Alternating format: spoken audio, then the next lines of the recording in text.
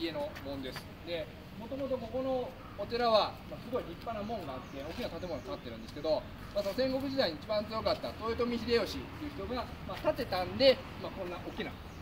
で、それを後々金剛無寺っていう名前にして高野山の本山にしたわけですけど、そういうのもあって、もともと秀吉が建てた、清願寺って別の名前のお寺だったんです。それを金剛無寺にしてます。で、もう一つ、これ一軒のお寺、僕もそうなんですけど、高野山金剛無寺一軒のお寺なのにマークがね2つついてるんですけど、もともと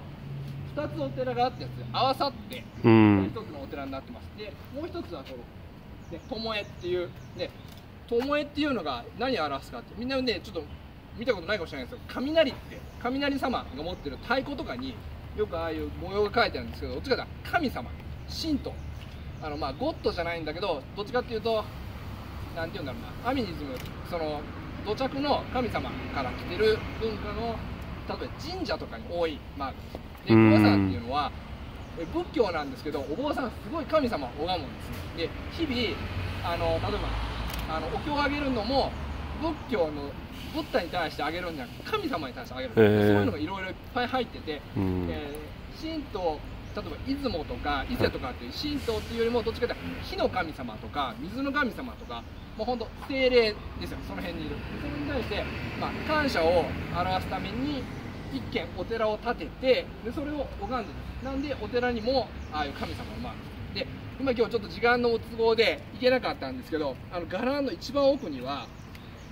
ああやってお堂がいっぱいある中に一番奥に、神様を祀ってる神社があるんですよ。これ来たら絶対行ってもらいたいんですけど、神社があって、弘法大師空海っていうのが1200年前に山に登ってきた時に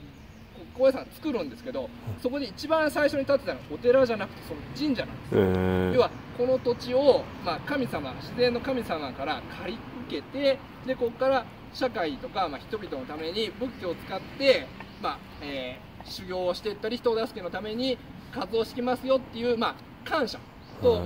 畏怖、敬意を表すのに神社を建てて、でそこから高野山の活動が1200年始まってるんです。なんで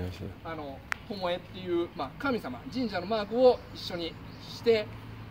仏さんの、一番中心、ヘッドクォーターの金剛無寺にその2つがついてる。なんで、両方マークがある。ありがとうございます。